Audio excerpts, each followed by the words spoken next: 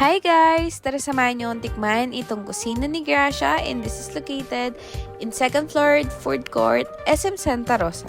So yun na nga, naghanap nga tayo ng affordable food dito sa mall at talaga naman nakita natin itong kusina ni Gracia dito sa food court. And for as low as 179 pesos only, ay meron ka ng dalawang ulam at rices! Very affordable and very sulit siya talaga.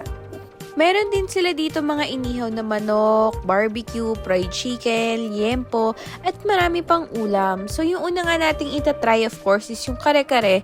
And this is 9.5 out of 10. Sis, sobrang perfect nito kasi dahil sa balat ng baka, sobrang sarap at sobrang daling nguyain. Syempre, sobrang sarap din ng kare-kare mix nila.